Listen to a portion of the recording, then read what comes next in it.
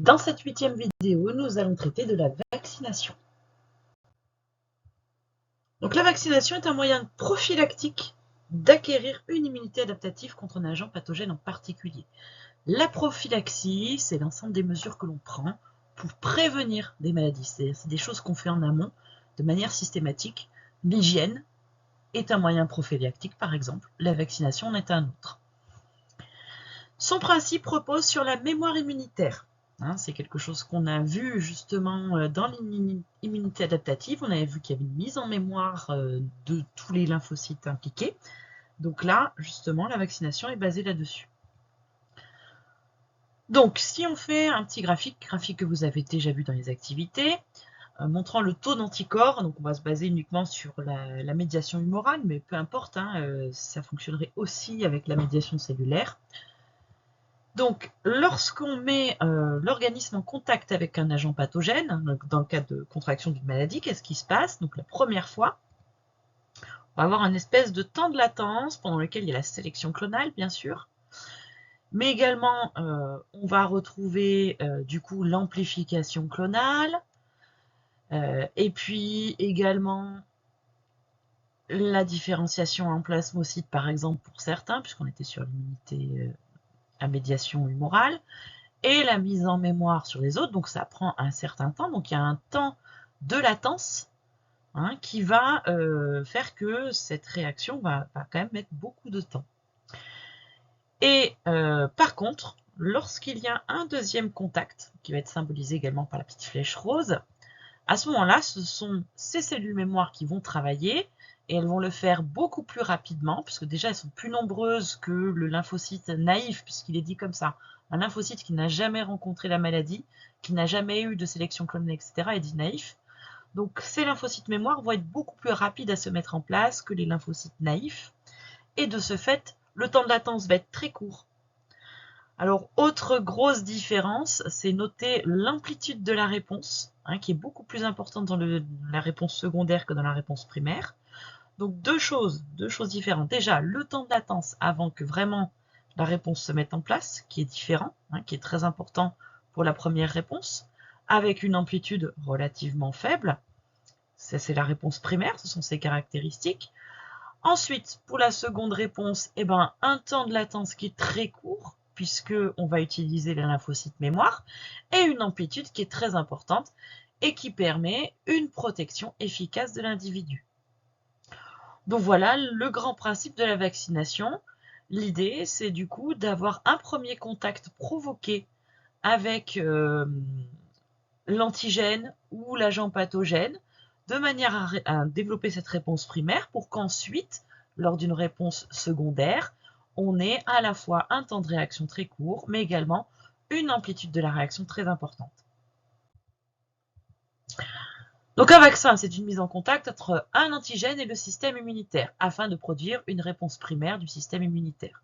Ça, c'est ce qu'on vient d'expliquer précédemment. Un vaccin est souvent injecté, attention, ce n'est pas toujours le cas, des fois, mais c'est très rare, ça peut être des pulvérisations nasales. D'ailleurs, c'est expérimenté pour beaucoup de vaccins, puisque c'est quelque chose de plus simple. Alors, qu'est-ce qu'il contient? Un élément antigénique, c'est normal, il va falloir que il y ait l'élément de reconnaissance, sinon la réponse primaire ne se fera pas. Un adjuvant et des substances de conservation et de stabilisation sur lesquelles on ne s'étendra pas d'ailleurs. Donc, les éléments antigéniques, ils peuvent être des agents pathogènes vivants et atténués, bien sûr, parce que si c'est les agents pathogènes vivants, s'injecter la maladie, c'est pas forcément très efficace. Par contre, ils sont atténués, c'est-à-dire que leur virulence est moins importante, leur rayon d'action aussi. Donc, par exemple, on a les oreillons, la rougeole ou la tuberculose. Donc, ces vaccins-là contiennent des agents pathogènes vivants atténués. On a également des agents pathogènes morts ou des fragments d'agents pathogènes morts. Donc, par exemple, c'est le cas du vaccin de la coqueluche.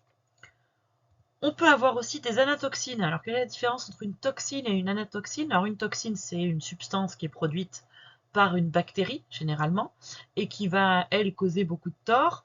L'anatoxine, c'est presque la même, sauf qu'elle ne cause pas de tort. Donc, par contre, elle est très ressemblante, ce qui fait qu'on va pouvoir développer une reconnaissance du système immunitaire, par contre, sans développer les symptômes, et donc avoir cette fameuse réponse primaire.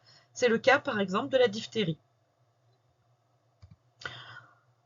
Enfin, on a également donc des vaccins ARN qui codent pour un antigène, par exemple. Voilà, c'est ce qui permet donc de faire fabriquer à l'organisme justement l'antigène, ce qui est beaucoup plus efficace. Alors sachez qu'il existe encore un autre type de vaccin. Il suffit de faire fabriquer l'antigène par d'autres micro-organismes. Notamment, c'est ce qui se passe en génie génétique. On fait fabriquer des antigènes voilà, par des bactéries ou autres. C'est ce qu'on appelle des vaccins recombinants. C'est le cas, par exemple, pour l'hépatite B. Voilà. Donc, c'est une autre catégorie, bon, qu'on ne met pas là, qui n'était pas forcément au programme, mais c'est pour avoir quelque chose de complet. Ensuite, on a un adjuvant.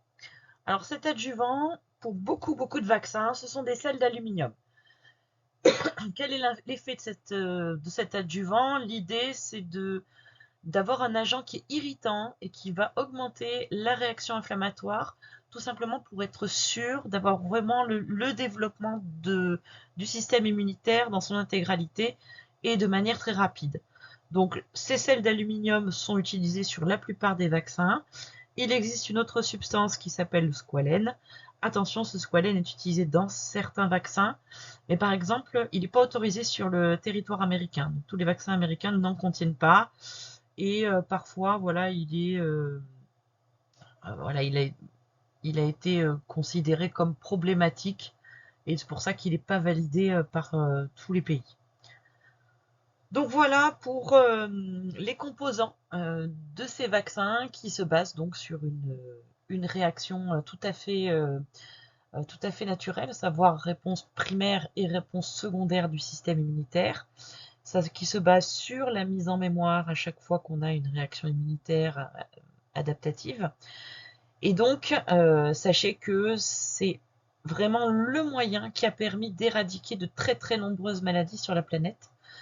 Et c'est ce qui fait qu'aujourd'hui, on meurt beaucoup moins qu'avant. Hein. Donc voilà, donc la vaccination, malgré tout ce que vous pouvez entendre aussi sur les réseaux sociaux, donc il faut énormément vous méfier.